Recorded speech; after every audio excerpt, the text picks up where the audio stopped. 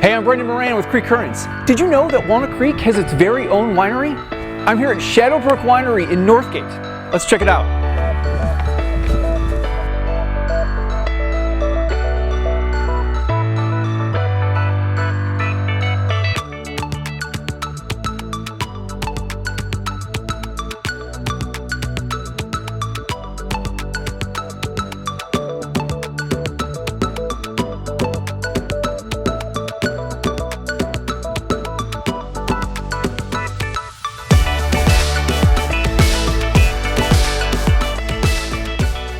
I'm here with Tim Jochner with Shadowbrook Winery. Nice place you got here. Thank you. Thank you. Can you tell me how you got involved with all this?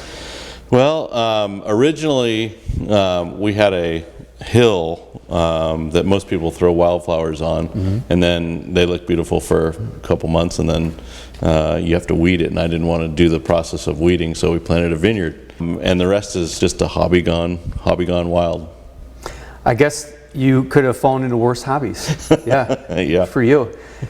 You're a little bit of a resident historian on the history of winemaking in this area. Yes. Right? Yes. Because you guys are here, but you're by no means the first winemaker. Can you tell me more about that? Yeah, so when we were going through the approval process, the City Council and the Contra Costa County wanted to have a section that talked about, has this ever been done before? And so, to my surprise, it had been done before, and it had been done a lot before. I've read articles where there was as many as 50 wineries in this little area between Clayton, Concord, Walnut Creek, Orinda, Lafayette, back before Prohibition. As a matter of fact, just the recent Walnut Festival that we had here a couple weekends ago was actually started in 1911 as a grape carnival because grapes were the most profitable agricultural crop in Walnut Creek. So grapes are certainly no stranger to the Walnut Creek area, Clayton and Walnut Creek and the foothills of Mount Diablo. Over 40% of the farming was done were farmed in grapes. So we're certainly not the first, but people are surprised to hear that there was so much activity in the wine industry here in Walnut Creek and the surrounding areas. How does it feel to kind of bring that back? It feels really good. In fact, when we started in 2005 with the original winery, we really didn't know what to expect. It was kind of an experiment to see if we could make real high quality wines from grapes that were grown right here at the base of Mount Diablo.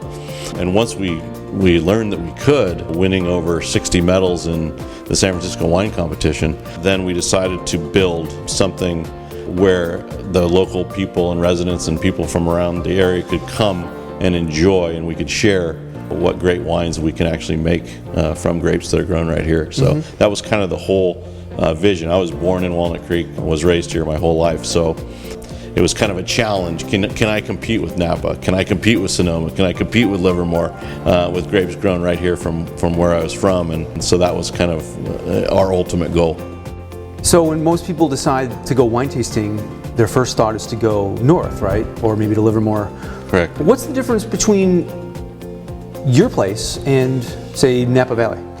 So I think one of the first things is that we're sitting here right at the base of Mount Diablo. So when I always give wine tours, I always tell people, and here's something Napa cannot give you, and it's a view of beautiful Mount Diablo. And obviously it's a pretty unique landmark here in Walnut Creek. So that's one thing. As far as the grapes are concerned, as far as the wine is concerned, one of the big differences, I think, is not necessarily climate, because the climate is relatively the same. Napa and Sonoma get a cool breeze from the bay in at night.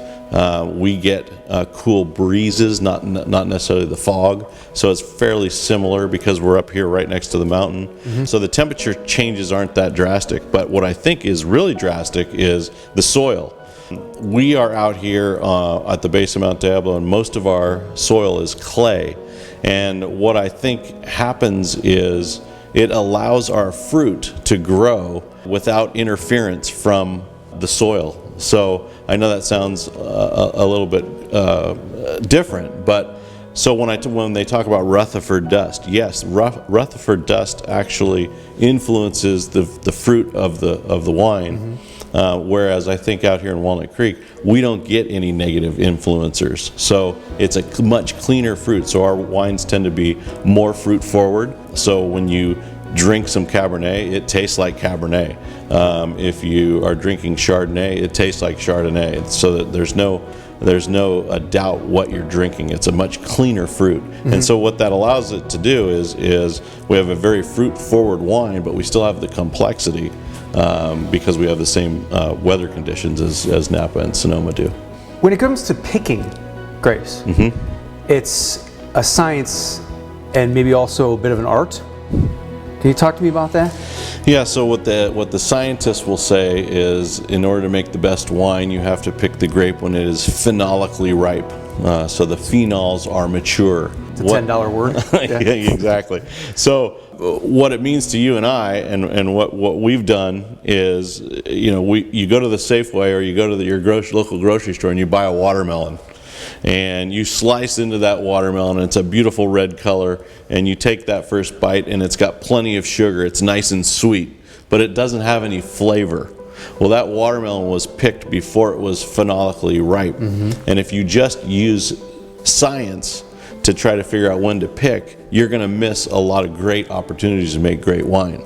So one of the last things that you do is taste the grapes out in the field and see if they have flavor yet before you harvest. So it's not just a science, it's also you got to go out there and hand pick grapes and hand taste the grapes to see if they'll actually be phenolically ripe so that they can make a really good wine. And so a lot of people make the mistake of just making their picking decision or making their harvest decisions just based on the numbers, and that's not going to produce the best wine.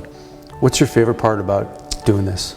Favorite part about doing this is two things I would say. One is the smile on people's faces when they drink a real nice quality wine from Walnut Creek that they didn't believe that we could do here. That's one thing. And the other thing is the most gratifying thing on the winemaking end is taking a piece of fruit that you've had a bunch of different growing conditions every year and turning it into something that people really enjoy, and that's a lot of fun. Somebody like me, I live in Walnut Creek, looking for stuff to do on the weekends. Yes. Can I just come here? Yes. How does that work? Yes, you can. Yeah. Our use permit requires us to be by appointment only. So generally speaking, you can go online. It's really easy. You click on and make an appointment, or you can call. A lot of times, like for example, on a night, I'll want to go to a restaurant or something and call and see if they have any room. You can do that too here. It works the same.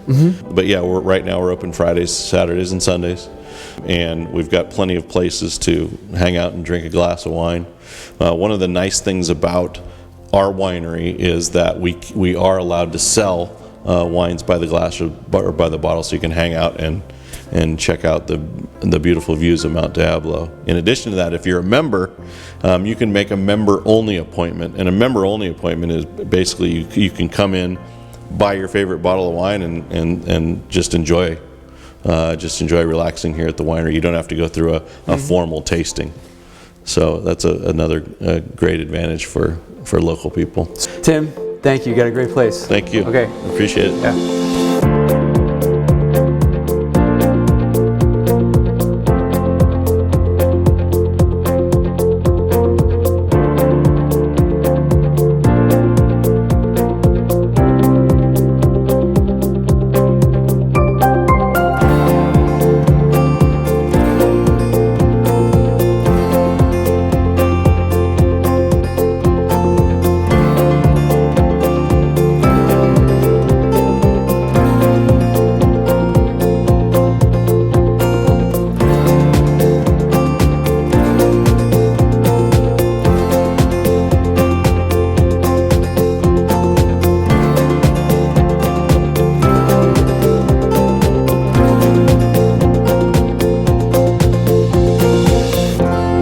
Shadowbrook Winery is open for business. Head on over to their website to schedule your visit.